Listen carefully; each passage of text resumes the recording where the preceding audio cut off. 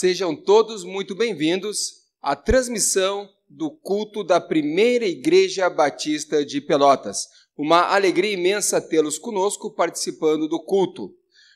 Que Deus abençoe ricamente a vida de todos vocês. Que a boa mão do Senhor esteja sobre a casa de cada um de vocês nesse dia.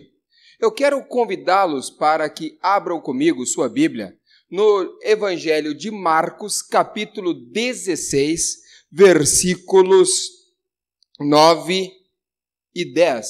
Evangelho de Marcos, capítulo 16, versículos 9 e 10. Diz assim a boa e infalível palavra do Senhor. Havendo ele ressuscitado de manhã cedo, no primeiro dia da semana, apareceu primeiro a Maria Madalena, da qual expeliu 7 demônios. E partindo ela, foi anunciá-lo àqueles que, tendo sido companheiros de Jesus, se achavam tristes e choravam. O texto faz alusão a uma mulher chamada Maria Madalena, que foi a primeira mulher a proclamar que Cristo venceu a morte. Então, ela foi a primeira pessoa usada por Jesus para proclamar a vitória sobre a morte. Então, nesse dia, nesse domingo, nós queremos também fazer alusão ao Dia Internacional da Mulher, que será celebrado amanhã, no dia 8, na segunda-feira.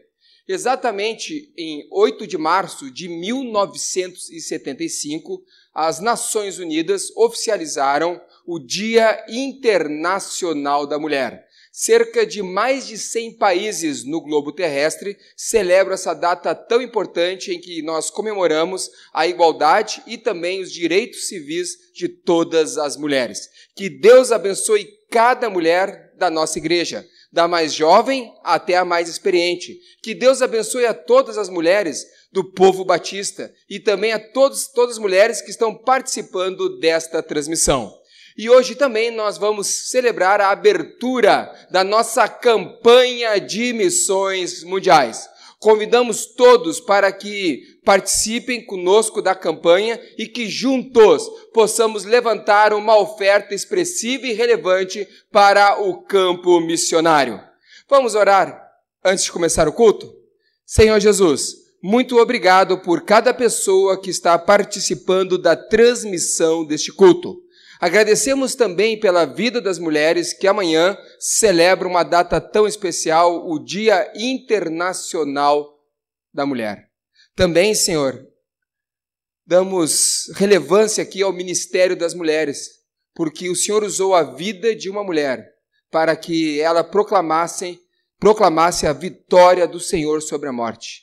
Ela foi a primeira mensageira do Evangelho, do Cristo ressuscitado.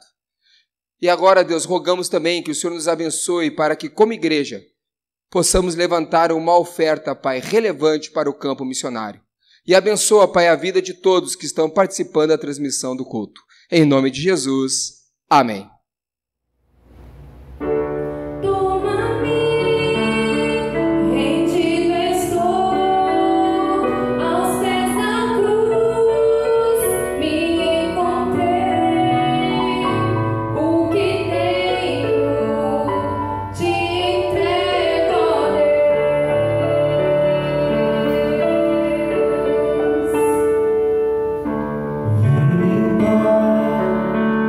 As minhas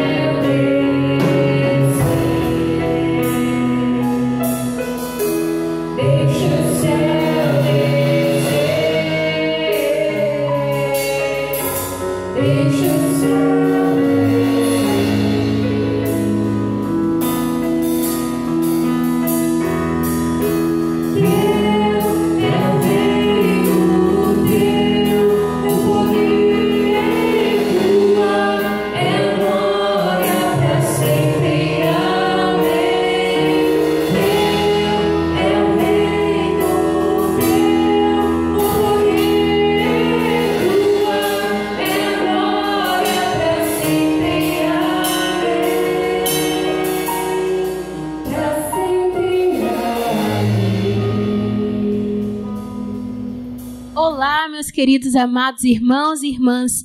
Hoje daremos início à nossa campanha de Missões Mundiais 2021 com o tema Viva o Poder de Transformar.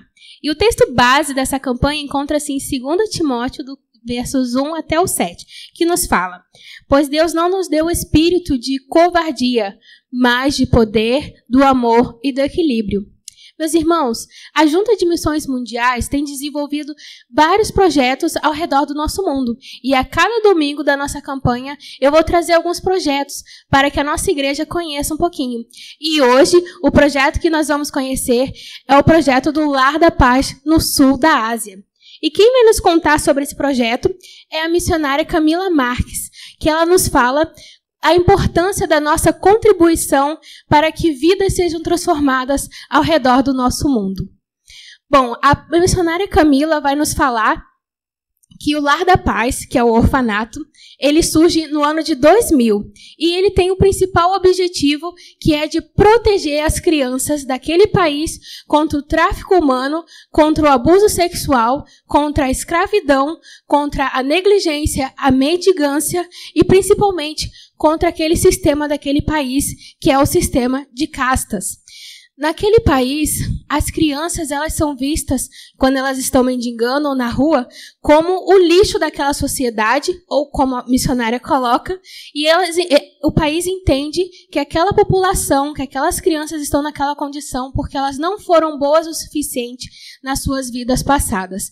E é justamente contra esse tipo de pensamento que os missionários eles têm atuando nesse campo.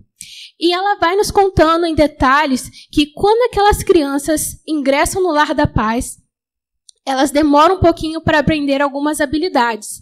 Elas não sabem utilizar o banheiro, não sabem fazer a sua higiene pessoal e muitas outras coisas, porque antes delas ingressarem no Lar da Paz, elas não tinham banheiro em suas casas. E quando elas entram no Lar da Paz, elas são muito bem recebidas, elas aprendem a ler, a escrever, elas começam também a aprender a desenhar e elas participam de projetos com arte de bijuterias e muito mais outras coisas. E a missionária ela vai reforçando várias outras coisas que são importantes para que a gente possa entender um pouquinho mais como funciona o projeto.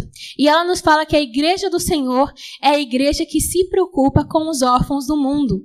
E ela nos conta que a esperança que aquele projeto tem é que de lá saiam crianças que façam a diferença na sociedade. E ela tem nos contado que já existem crianças que hoje são adultos, que já estão muito bem financeiramente, que já constituíram famílias e têm seus filhinhos. E ela reforça dizendo que essas crianças hoje elas entenderam que Jesus pode restaurar suas vidas, elas entenderam que há esperança para a pessoa abandonada, há esperança e amor para os órfãos. A missionária ela vai nos contando vários outros projetos que você pode acessar na página e ela nos fala que aquelas crianças daquela sociedade, parafraseando a missionária, que as crianças que estão nas ruas mendigando ou nas ruas, elas são tidas como lixo da sociedade ou que não têm a capacidade de mudar. E justamente o oposto que a Bíblia nos fala. E se a gente puder analisar de uma forma mais ampla o país, tirando o foco das crianças, nós entendemos que aquele país está vivendo num caos cultural. As pessoas daquele país, a sociedade, busca construir prédios arquitetônicos no intuito de depositar a paz, a sua harmonia ou alegria, no intuito de receber, de depositar e de alcançar. E nós sabemos onde justamente isso não funciona. E eu vou trazer aqui, eu trouxe um exemplo que se chama um Palácio da Primavera de Verão, que ele tem como nome Yehuan. É uma chinesa aí falando diferente, mas a tradução dele significa literalmente jardim da harmonia cultivada. E esse jardim ele foi construído na China, onde o principal intuito é de quem fosse visitar esses espaços, quem fosse frequentar esses espaços, alcançasse a sua paz de espírito, alcançasse a harmonia ou a sua alegria. E nós sabemos justamente que nós não conseguimos essas coisas, o que nós tanto necessitamos nas coisas, mas em Jesus Cristo.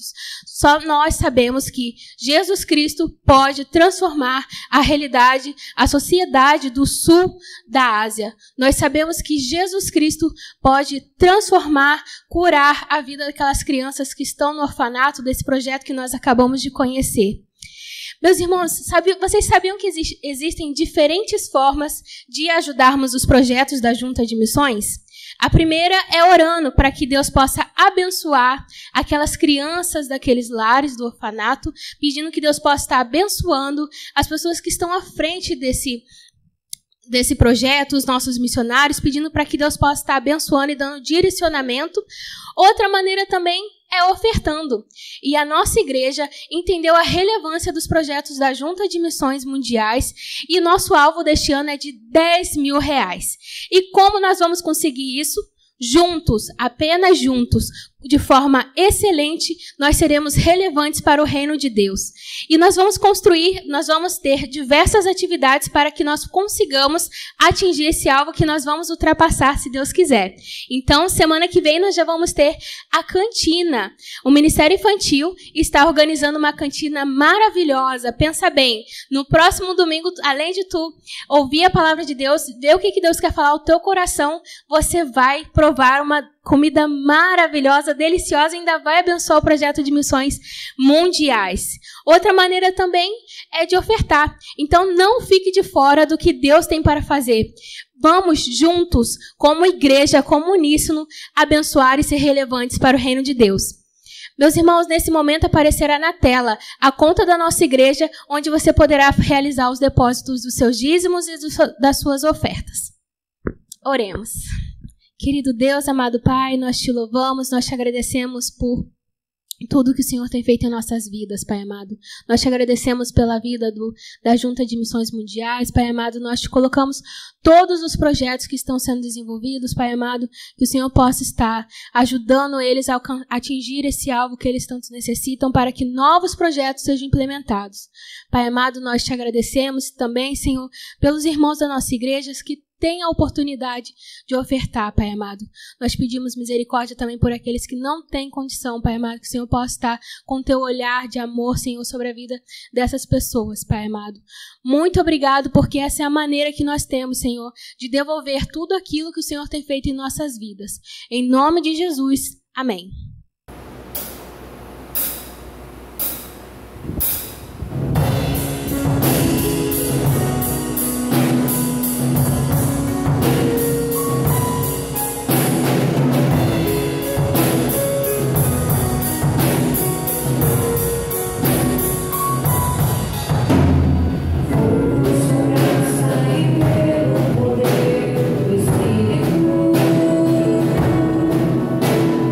Deus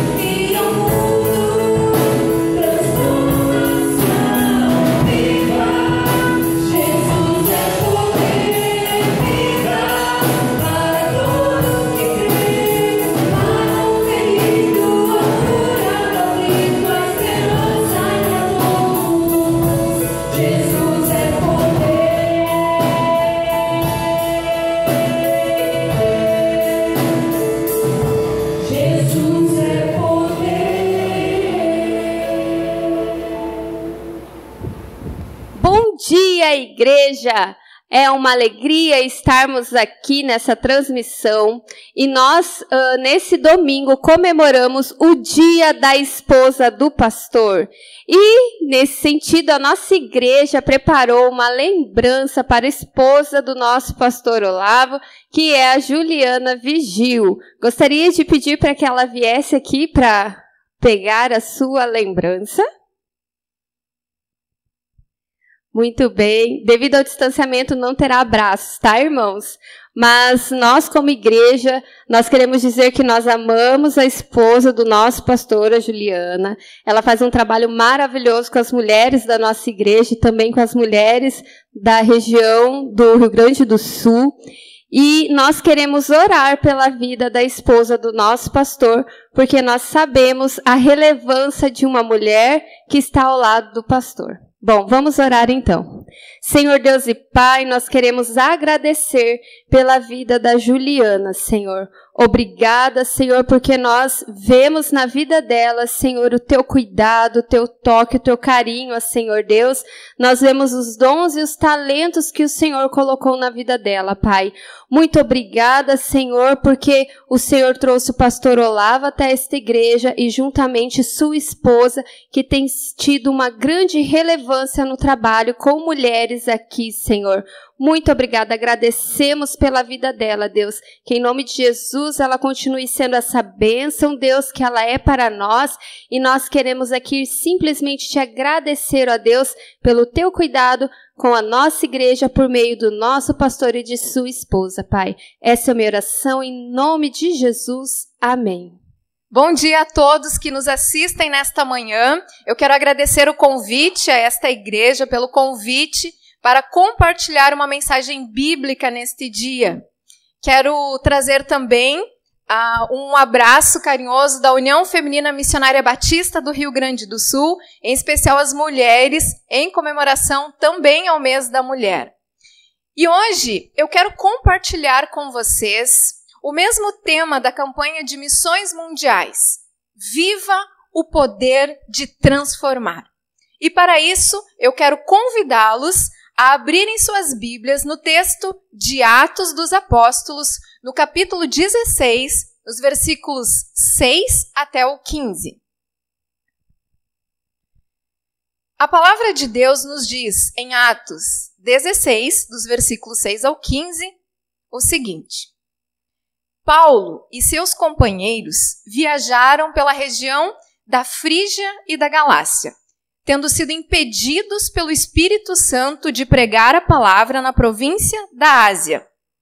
Quando chegaram à fronteira da Mísia, tentaram entrar na Bitínia, mas o Espírito de Jesus os impediu.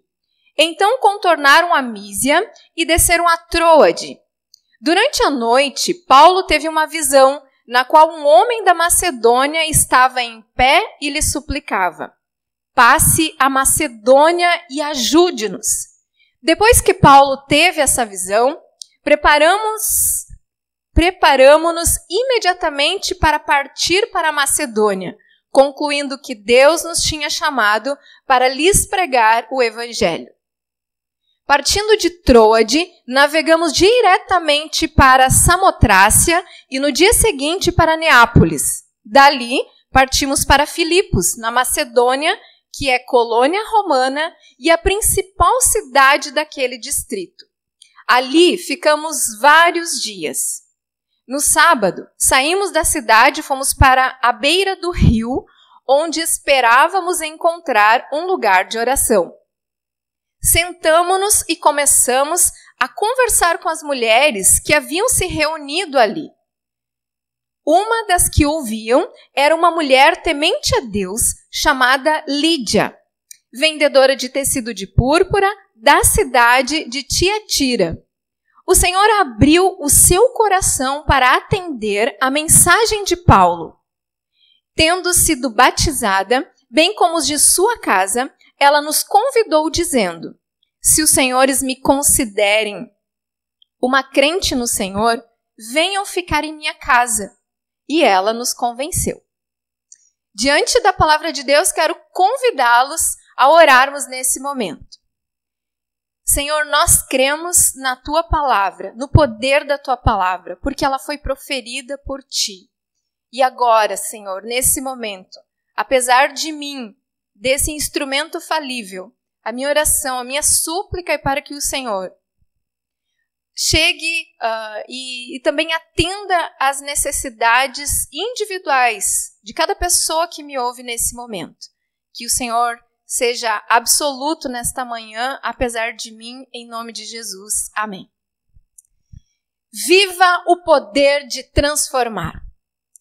Paulo está aqui nesse texto na sua segunda viagem missionária, levando consigo Timóteo, Silas e no caminho Lucas foi incorporado à sua equipe. O início do texto bíblico fala da intenção de Paulo e do grupo de pessoas que estava com ele de irem para a Ásia e fala também da ação do Espírito para impedi-los e redirecionar os seus esforços para outra localização geográfica. Por quaisquer meios que essa orientação lhes tenha sido dada, lhe pareceu perfeitamente clara e Paulo submeteu-se à sua vontade, confiando na providência divina quanto aos seus planos, porque a missão é de Deus. E dele vêm e viriam as diretrizes para o processo pelo qual o evangelho passaria naquele momento. Deus é o poder que transforma. Vejamos 3 ações de Deus nessa transformação. Primeiro, o comissionamento. O versículo 12 diz que dali partimos para Filipos, na Macedônia, que é colônia romana e a principal cidade daquele distrito. Deus os levou para Filipos. Eles queriam ir para um lugar. Deus os redirecionou, porque Deus é quem chama e é Deus quem envia. Filipos era uma colônia romana, principal cidade daquele distrito. E essa cidade de Filipos tem esse nome por causa de um dos seus comandantes, de seus governantes, Filipe II da Macedônia, o pai de Alexandre o Grande. E foi dali que, em 334 a.C., Alexandre o Grande iniciou a sua carreira vitoriosa de conquistas mundiais. Mais tarde, Otávio, o imperador, fez dessa cidade uma colônia romana. E para que nós entendamos um pouco a importância desses termos, as colônias romanas eram pequenas réplicas da própria cidade de Roma e, estrategicamente, um número regular de cidadãos romanos emigrava para uma cidade qualquer com o intuito de assegurar a sua romanização. Era considerado uma grande honra para uma cidade haver sido constituída colônia romana. Filipos estava situada entre o Oriente e o Ocidente. Era a ponte de conexão entre 2 continentes, uma espécie de encruzilhada do mundo. Em toda a Europa, não existia lugar mais estratégico. Ali, uma cadeia montanhosa que divide o Oriente do Ocidente, e assim Filipos domina a rota da Ásia à Europa. Alcançar Filipos era abrir caminhos para a evangelização de outras nações. A sociedade romana dividiu o mundo em 2 grandes classes, os estrangeiros e os cidadãos. Uma colônia era habitada por cidadãos, e a ideia geral diretiva em uma colônia era que para seus habitantes, Roma transferia a sua cidadania e os seus direitos. Na qualidade de colônia, Filipos desfrutaria de 3 direitos a saber. Primeiro, o governo próprio, a isenção dos impostos imperiais e direitos iguais aos dos cidadãos italianos. Esse primeiro ponto, que nós denominamos o comissionamento de Deus nos leva a 3 subpontos que eu quero compartilhar com vocês. Primeiro, a contextualização cultural. O versículo 12, novamente, diz: dali partimos para Filipos, na Macedônia, que é colônia romana e a principal cidade daquele distrito. Ali ficamos vários dias. Paul Ebert, em seu livro O Evangelho e a Diversidade das Culturas, examinando essa tensão dinâmica entre o Evangelho e as culturas humanas, afirma: o Evangelho deve ser separado de todas as culturas humanas. Ele é a revelação divina, não especulação humana. Uma vez que não pertence a nenhuma cultura, o Evangelho pode ser expresso adequadamente a todas as culturas. O Evangelho precisa ser entendido pelas pessoas dentro da sua própria cultura. E para que haja esse entendimento, é necessário o estabelecimento de elos, de relacionamentos, e isso leva tempo. O texto diz que eles ficaram ali por vários dias. Paulo entendeu essa necessidade de conhecer o lugar, de interagir com a cultura, porque o que promove a transformação de todas as culturas é o Evangelho. Essa interação com a cultura promove conhecimento para saber não só o que fazer, mas como fazer. E o comissionamento, além da contextualização cultural, leva também a estratégias bem definidas. No versículo 13, a Bíblia nos diz que no sábado eles saíram da cidade e foram para a beira do rio, onde esperavam encontrar um lugar de oração. Vejam bem, a partir do conhecimento a respeito do que regia a cultura local de grupos específicos, eles sabiam o que estavam fazendo. No sábado, saíram da cidade, foram para a beira do rio, onde sabiam quem esperar. O sábado era o dia dedicado ao Senhor pelos judeus. As margens dos rios eram tradicionalmente usadas como lugares de oração e de adoração, porque os locais facilitavam os seus ritos de purificação. E Paulo, como judeu, como mestre judeu, conhecia bem todos aqueles costumes. Agora, Filipos era um posto militar e dificilmente haveria ali uma sinagoga. Caso houvesse, era para lá que um bom rabino iria. Paulo estava muito bem informado sobre as atividades das pessoas às quais foi impelido a falar. Então, o comissionamento de Deus leva, primeiro, a contextualização cultural, a estratégias bem definidas e ações bem direcionadas.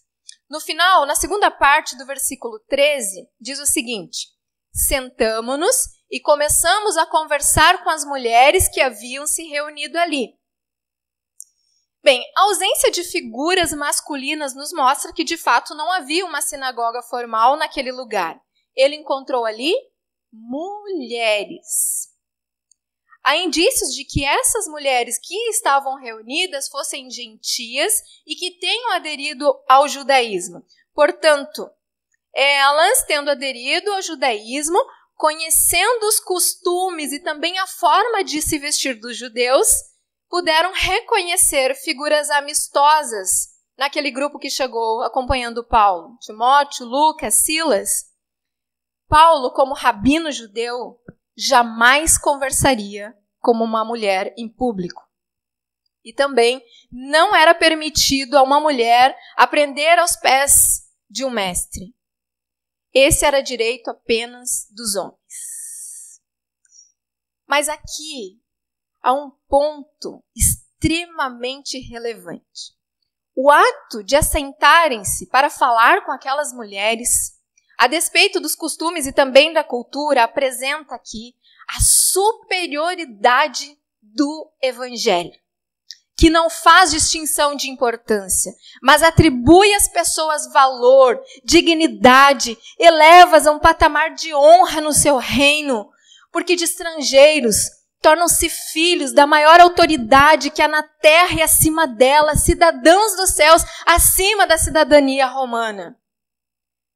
Paulo falava grego, falava hebraico, era um profundo conhecedor da lei, foi aluno de um grande mestre chamado Gamaliel, respeitado em toda aquela região, e principalmente pelos judeus. Ele o citou mais tarde na sua defesa na prisão em Jerusalém para estabelecer credibilidade com seus interlocutores. Paulo era alguém que tinha importância dentro da sua religião. Mas Deus é o poder que transforma as pessoas, e transformou Paulo e comissionou Paulo. E não é um versículo bíblico, o jargão que muitos crentes falam e repetem. Deus não escolhe os capacitados, capacita os escolhidos. Essa frase não é bíblica. A frase é de Albert Einstein. E esse trecho é a primeira parte da fala. E normalmente é a desculpa para preguiçosos e acomodados, né? Porque até preguiça de falar a frase inteira tiveram. Mas eu quero que você ouça a fala completa. Deus não escolhe os capacitados, capacita os escolhidos. Fazer ou não fazer algo só depende de nossa vontade e perseverança. Então essa é a frase completa de Albert Einstein. Não é bíblico. Todo o conhecimento, as habilidades, a excelência com a qual desenvolvia e empregava os seus dons na sua missão, a paixão pela sua missão, tornou Paulo o grande instrumento pelo qual toda a Europa foi alcançada a partir de Filipos. E você? O que você tem a oferecer a Deus?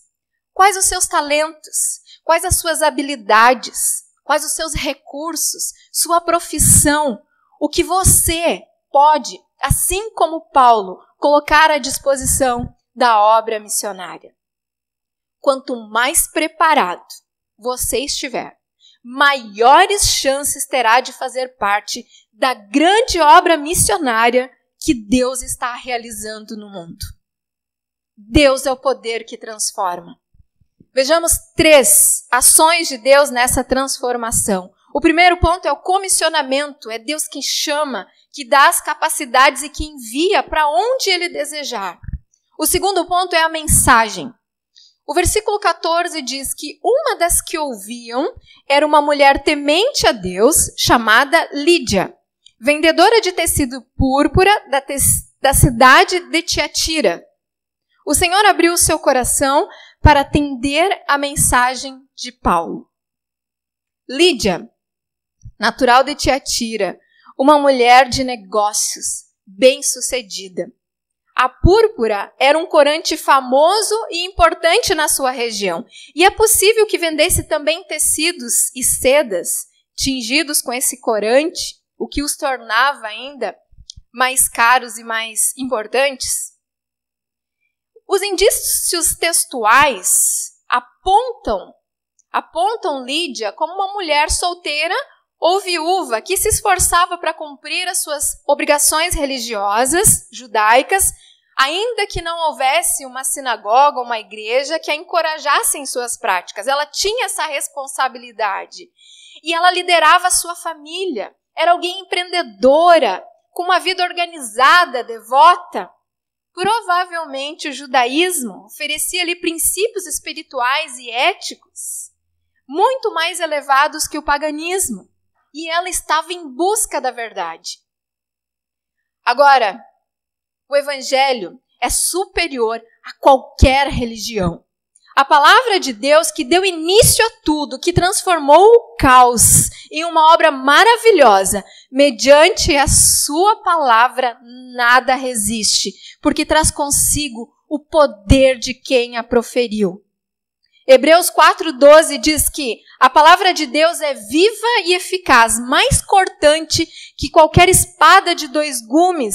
Ela penetra até o ponto de dividir alma e espírito, juntas e medulas, e julga os pensamentos e intenções do coração. 2 Timóteo 3,16 diz que toda a escritura é inspirada por Deus, é útil para o ensino, para a repreensão, para a correção e para a instrução na justiça, para que o homem de Deus seja apto e plenamente preparado para toda boa obra. Lídia estava ouvindo essa palavra, a palavra de Deus. O texto diz que o mesmo Senhor que proferiu a palavra lhe abriu o coração para atender a mensagem de Paulo. Lídia buscava pela verdade e a encontrou de forma plena na palavra de Deus. De forma poética, eu costumo dizer que a palavra sendo inspirada, toda vez que ela é lida, é como se o próprio Deus respirasse um pouco de si para dentro de nós. É a transformação que a mensagem promove. Foi o que aconteceu com uma menina indiana chamada Pandita Ramabai. Aos 12 anos de idade, em 1867, ela tinha memorizado 18.000 versos em sânscrito. O seu pai era um sacerdote brahmane e um guru viajante, que, ao contrário do que acontecia no hinduísmo naquela época, acreditava que as mulheres deveriam estudar. E quando os pais de Pandita morreram de fome, ela e o seu irmão continuaram a vagar, fazendo uma peregrinação religiosa de 6.400 quilômetros pela Índia à procura da verdade. Enquanto ela morava em Calcutá, ela conheceu o cristianismo. E daí em diante, ela começou a compará-lo continuamente com as escrituras hindus. Devido à reconhecida inteligência dessa mulher, ela era convidada a dar aulas às mulheres de castas elevadas a respeito de suas obrigações. As escrituras hindus definiam a classe das mulheres como seres piores que os demônios. E sua única esperança de liberação do seu karma e seus resultados era o culto aos seus maridos. O marido é considerado o Deus da mulher, e para ela não há outro Deus além dele. Pandita decidiu ajudar a elevar os padrões de vida das mulheres e crianças da Índia. Em 1880, havia 23 milhões de viúvas naquele país. 51 mil com menos de 10 anos e 10 mil com menos de 4. Em 1883, ela visitou a Inglaterra e percebeu, através da igreja anglicana, a diferença entre o tratamento dispensado às mulheres pelo cristianismo e pelo hinduísmo. E foi em 1891 que ela converteu-se completamente e fundou uma missão chamada Mukti, que significa salvação. A missão incluía cuidado com bebês rejeitados, treinamentos para cegos e conforto para os mutilados. Ela criou um lar para mães solteiras, organizou bazares para que as mulheres pudessem vender seus trabalhos manuais, cultivou hortas e jardins à volta da missão, que forneciam alimento para centenas de pessoas. Durante a fome que abateu a Índia, em 1896, ela viajou por todo o país, recolhendo pelo menos 600 viúvas e crianças para sua missão.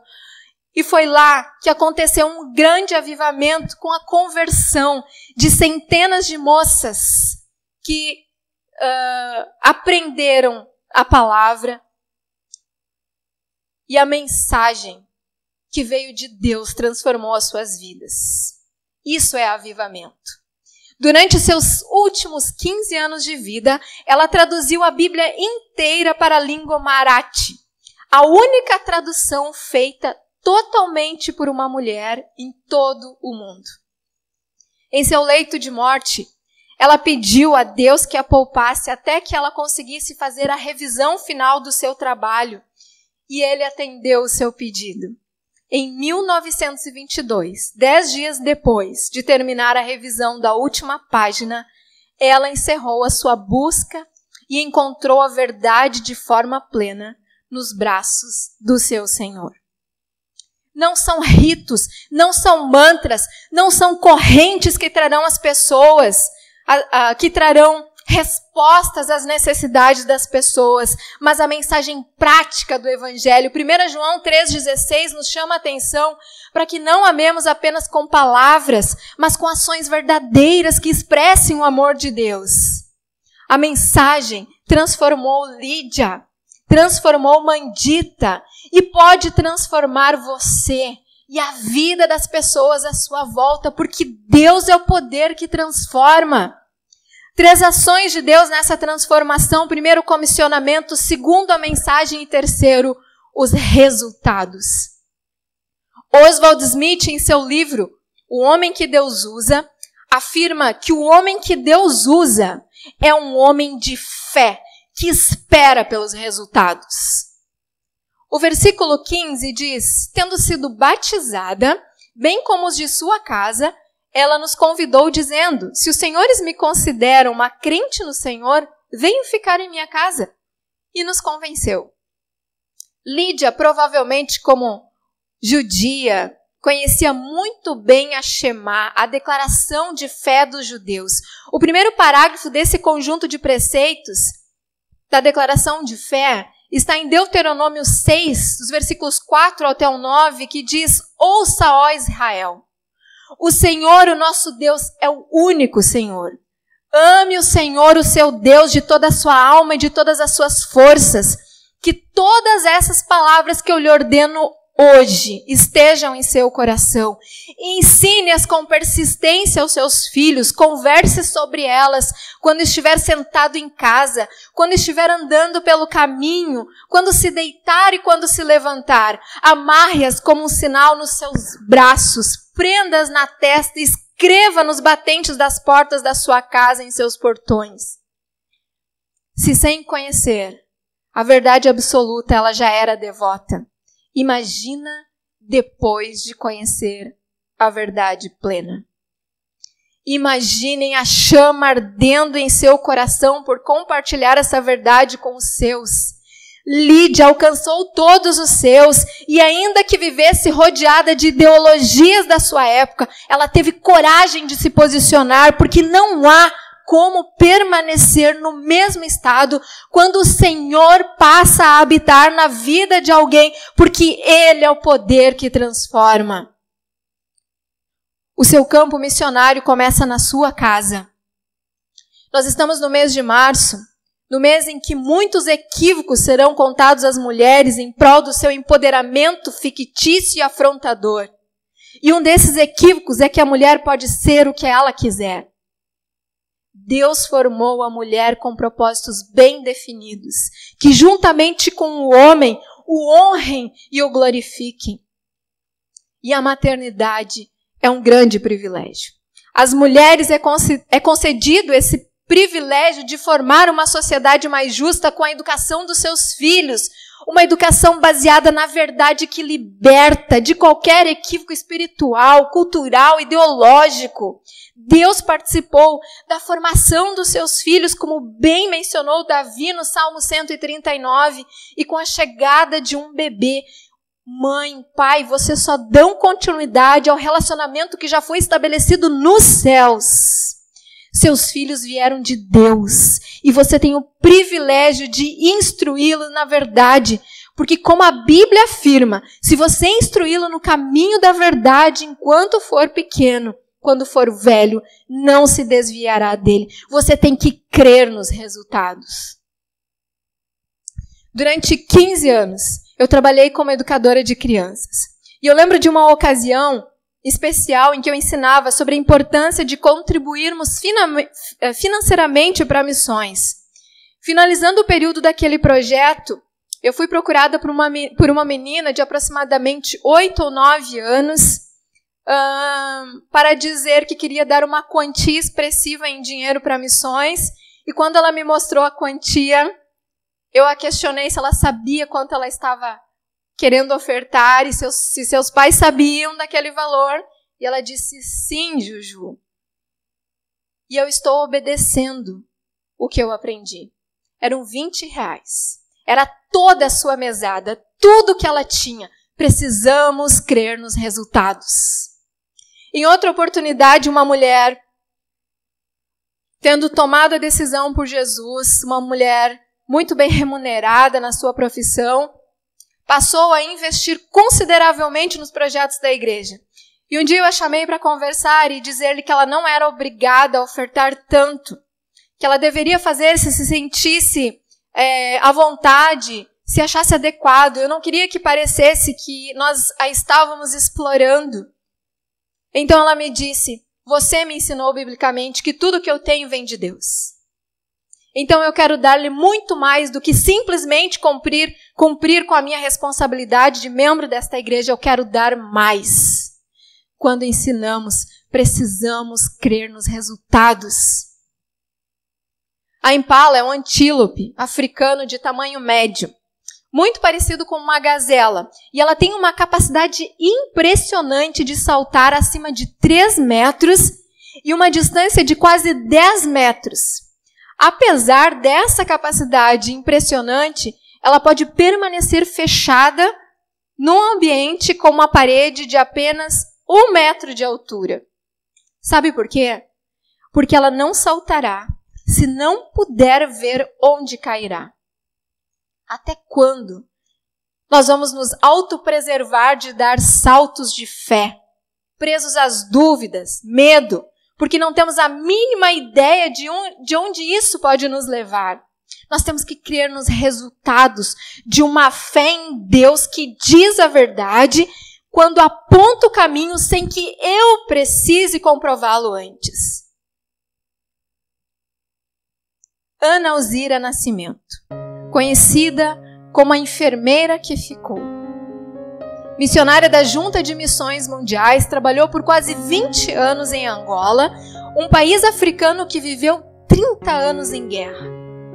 Sobre a sua vida, eu ouvi uma declaração de um pastor autóctone. Ele dizia o seguinte: os atos falam mais que as palavras. Nos momentos mais difíceis, ela esteve lá. Quando todos saíram, quando a ONU saiu, ela ficou. No meio do sofrimento, da fome, ajudando crianças, mulheres, homens. Essa foi a marca de identificação e de aceitação total do nosso povo por ela. Ela não estava à margem da sociedade. Ela é uma de nós. Hoje existem muitas Analziras em Uambo, cidade onde ela se estabeleceu. O que é extremamente importante para aquela cultura. Porque só se dá o nome de alguém quando essa pessoa realmente merece. Porque quebra uma tradição familiar, uma cultura daquele povo. Muitas pessoas, principalmente mulheres solteiras, hoje fazem o trabalho social, missionário, educadores, grandes profissionais. O que era muito difícil anos atrás, mas porque teve alguém que serviu de exemplo. Durante os últimos 55 dias de guerra, Ana Alzira viveu nas matas juntamente com o povo que havia sido acuado. E lá no meio da mata, ela ainda encontrou forças para encorajá-los. Ana Alzira deixou um seminário teológico, centros médicos, uma lanchonete, uma cooperativa profissional para mutilados de guerra. Ela trabalhou não só dentro de Angola, mas em vários outros lugares, inclusive recebendo passagens gratuitas da ONU como sua representante. Segundo Ana Alzira, o mais importante não é o lugar. O mais importante é estar com Cristo. Porque Deus é o poder que transforma e por isso nós podemos crer nos resultados. O final do versículo 15 diz: se os senhores me consideram uma crente no Senhor, venham ficar em minha casa. E assim ela convenceu aquele grupo de missionários. A casa de Lídia em Filipos foi a porta de entrada do evangelho na Europa. Viva o poder de transformar. Deus é o poder que transforma, pela forma como comissiona, pela forma como profere a mensagem, como promove os resultados. Eu quero concluir dizendo que Pelotas, assim como Filipos, também é um local estratégico de importância considerável na sociedade. Pelotas é reconhecida nacionalmente como patrimônio histórico material e imaterial. É uma das maiores cidades do nosso estado. Recebe pessoas de muitos lugares por causa das suas renomadas universidades. A PIB de Pelotas, nos seus 97 anos, foi a porta de entrada para o Evangelho na região sul do nosso estado. Muitas pessoas tiveram suas vidas transformadas porque esta igreja entendeu e atendeu ao chamado de Deus para alcançar e devolver a dignidade às pessoas, porque é o poder de Deus que transforma, e desde o seu início investiu na obra missionária e plantou várias igrejas. Nós precisamos continuar avançando. Há muito mais a ser conquistado. Há um prédio novo que nós precisamos para que nós possamos abrigar as pessoas que Deus há de agregar à nossa igreja. Há muitas pessoas em busca da verdade. Nós precisamos avançar porque há muitas refeições a serem distribuídas às quartas-feiras. E porque não toda semana, há muitas crianças para serem ensinadas. Há muitas famílias para serem resgatadas. Há uma história para continuar sendo escrita. E a respeito desta igreja, da PIB de Pelotas, eu quero parafrasear o apóstolo Paulo em sua carta para os Filipenses, no capítulo 1, dos versículos 3 ao 6. Agradeço ao meu Deus, toda vez que me lembro de vocês, PIB de Pelotas. Em todas as minhas orações em favor de vocês, sempre oro com alegria, PIB de Pelotas, por causa da cooperação que vocês têm dado ao Evangelho desde o primeiro dia até agora. Estou convencido de que aquele que começou a boa obra em vocês vai completá-la até o dia de Cristo Jesus, porque o poder que transforma é o Senhor da missão. Vamos viver o poder de transformar. Deus é o poder que transforma. Quero convidar você a orar nesse momento comigo. Nosso Deus, nós entendemos a Tua mensagem, que acima de nós, acima do que nós podemos oferecer, dos nossos recursos, das nossas habilidades, o Senhor é Deus e está acima de todas as coisas. O Senhor é o Rei dos Reis, o Príncipe da Paz, o poder que transforma a nossa realidade, a nossa cidade, o nosso estado, o nosso país.